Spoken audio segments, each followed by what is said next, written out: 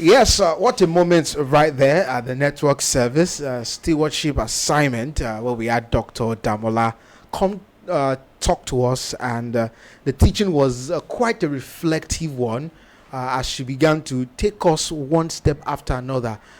She zoned in on the idea of accountability in stewardship, accountability in stewardship, and she began to take us through these responsibilities, and it was such a reflective moment, and that's the thing that I also loved with what Pastor did after everything. It was that kind of teaching is not something you just want to yeah, we have heard. It's something that you must first think through and begin to connect the dots in your own life and begin to make certain adjustments. But here at the Bridge Network, that is what we are all about here, reflecting and reviewing all of those moments right there.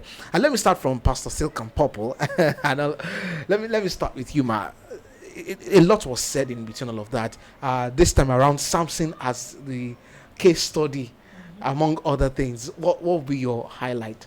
Well, let's start from the number one, where she said, do not outsource your personal responsibilities. And as simple as that sounds, it's like most times we do outsource. And that's where this is a saying, when they say everybody does not actually exist. So long you don't give something to someone, Everybody there's nothing will do it. like everybody keeps saying somebody else. But by the time we decide that we're going to be responsible for what we've been called to do, then we get greater result. Pastor said it in he just mentioned it and said some people, they outsource their children to children's church. You know, Yeah. some people outsource their children to the school. Meanwhile, you are the first contact of your children, of your child. So a lot of things that we have, even in our places of work, we have bosses that outsource their responsibility to their subordinates. And I there was this example that I heard of. There's this boss that literally wasn't doing anything. Everything that she wants to do, she outsourced to her subordinate. And that one, before she knew it, she became so good at what the boss is supposed to be doing. So there arose a time that the boss went on leave. And guess what? The branch did not miss her, because the subordinate Was doing everything the way she has been doing it. And from the head office, they were like, what's happening? This person is on leave and we can't notice it. And before you know it, they investigated, they discovered that it was this babe that has been doing, and she got promoted. So at times, when we outsource our responsibility, you think that you are taking advantage of people, but you are actually missing out on what you should become. So let's take up things that we are supposed to take. And there was a statement she made that got at me, and that was the fact that how could Samson, Delilah kept pushing that kind of temptation and he kept falling. And if you reason logically, if somebody say do this and you did it and something happened, how on earth could he got to a stage of telling her the truth, knowing fully well that everyone that you have said, she used it against you? And what came to me is that is what sin does. Sin does our spirit man. You may think, Shebi, I lied and nothing happened. Shebi, I did this and nothing happened. But if you keep doing it, if you keep sinning, it gets to a state that your spirit will be so dull that you act and it will destroy you. So that to me says, don't play with sin. Amazing. Disaster. Over to you. She used the story of Samson to point and to paint how we all miss it or fall in one place or the other. I will pick up Samson at the tail end. After everything had happened to him, and he said, God, one more time. But you see, instead of him to pray to God for forgiveness, he used it because he was selfish. Let me get revenge for my eyes for what they did to him. He was proud and he was selfish. And we're always like that. You have been pushed to the wall. You don't know that even being you pushed to the wall, there's still that small semblance of respect or restoration coming up back to you. But because of what you're going through, you have been blinded, you cannot see it. Samson did not know or feel that his hair was growing back. Like that Yoruba adage that she gave us. What a very... Why are you proud? Yeah. What will your pride get you? If Samson had prayed to God that restore me back to, it doesn't take God a twinkle of an eye. God will have done it. But because he prayed, let me get revenge on these people. And then we should be careful of what we use our mouth to say, when we say it and how we say it. In a place of pride and anger, it was what he asked for, he got. He wanted revenge. And he got it, because Bible made us know that the number of people that died in his death was more than the number he killed while he was alive. Did he not get revenge? He did. Those 5 rulers, were they not there? They were there. Were they not doing party? They were doing. So Samson, he failed to realize what he carried. Yeah. He failed to realize what was in him. So because of the shame of that period, he failed to know that there is a change. Something is happening in me. That it seems as if I'm recovering.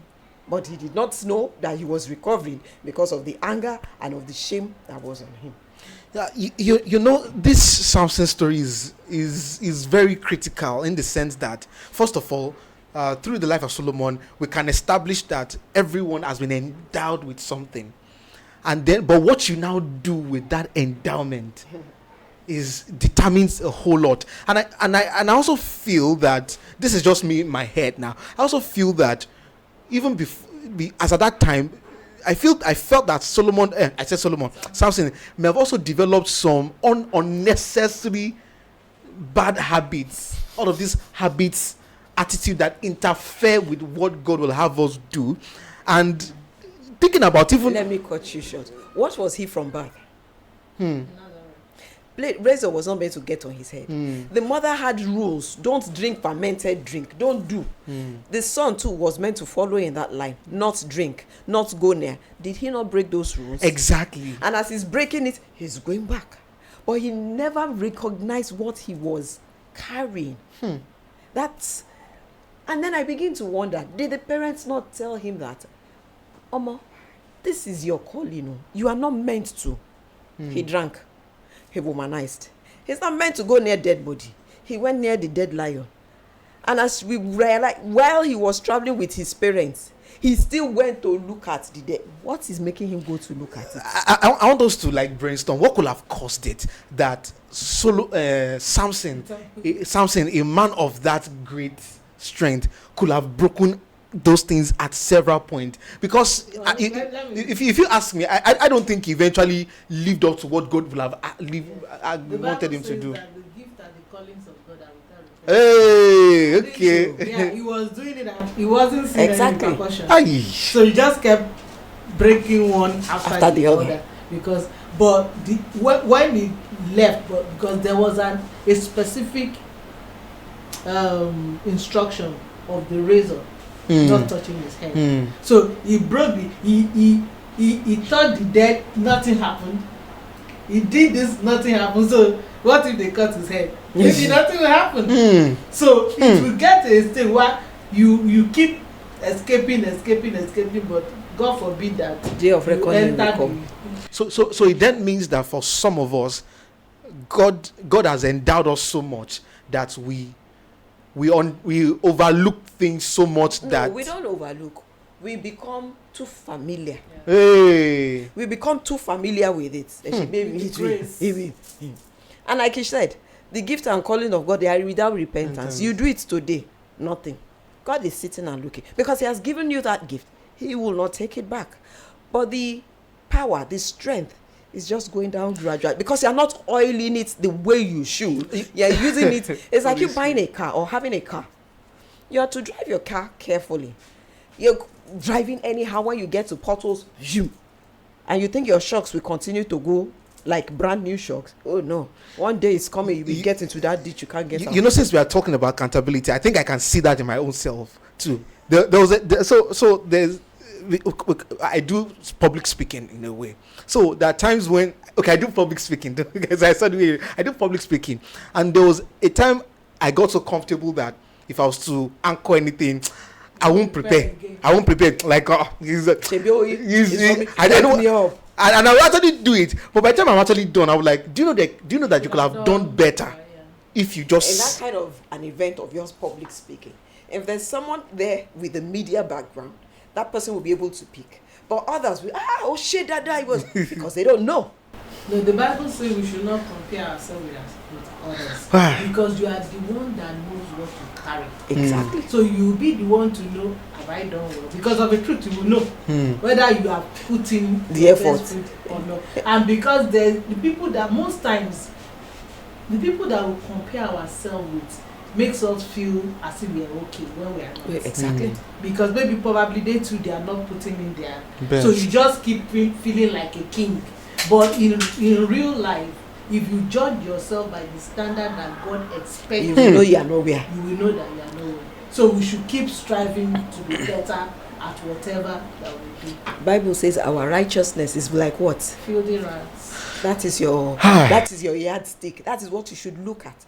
If, like she said, if you compare yourself with others, you know that, I'm still better. But spiritually, on the spiritual monitor, even before are you you go spiritual? Now that the world is a global village, things are getting exposed to Yes, you. yeah. So if you don't meet some certain criteria, you are out of the game. So we need to keep improving. Wow. Ourselves. Better at what we do. I'm so glad that we are having this conversation, because just as the topic says, accountability, there was a part of it that shows accountability, and I think that is what we've been able to do. So are you there right now, knowing fully well that God has endowed you with so many things, but you have been too familiar that it has become, they'll say, like water. It's like water. Please, let's go back. I don't know where you are right now. This is a call for everyone, including myself also, to go back to that point, to rearrange and let's begin to take responsibility for ourselves. Let's begin to take responsibility. All of those things that God has given you is not for you to get familiar with them. It's for you to sharpen them and to do the work He has called you to do. So once again, I want to thank you for making this worthwhile. And once again, please just think over these things again. And this is just to remind you that Tuesday will be Monday, yes, half nights of prayer, 9 p.m. to 11 p.m. Join us on Zoom with Pastor, and on Tuesday we're going to be having the intercessory prayer meeting by 5 p.m. We are still praying, and on Wednesday we have World Bank Kingdom Conversation, where we're going to be wrapping up the conversation around why intelligent Nigerians remain stuck financially. And on Friday we have a special all-night program happening here at the Bridge Network City Church by 9 p.m. We want you to join us. It's still we are still at the altar of execution. This time around, we are at the altar of execution, where we're going to be receiving downloads and asking God for direction in the way He will have us go for the next phase of our lives. And on Sunday, we'll come back again for our service. Don't forget also that Easter is coming very soon. By next 2 weeks, we're going to be having next week. Okay, Friday. Okay. Oh, next week. Oh, great. So from next week, we're going to be having a series of activities to commemorate the Easter. So Friday, the 3rd of April. Then on Sunday, we actually have a special program, Songs of Stories. I'm saying this so that you don't forget, so you can note it down. We're still going to come back to this. So note it down. That Sunday, April 5, we have Songs and Stories with Glory Omorege. And I believe that God is going to be doing great wonders through that service. So we also want to wish you a great week. Don't get familiar with the endowment of God. Go back again, refine things, re-strategize, and do what God has asked you to do. From all of us here at the Bridge Connect table, we say bye and have a beautiful week.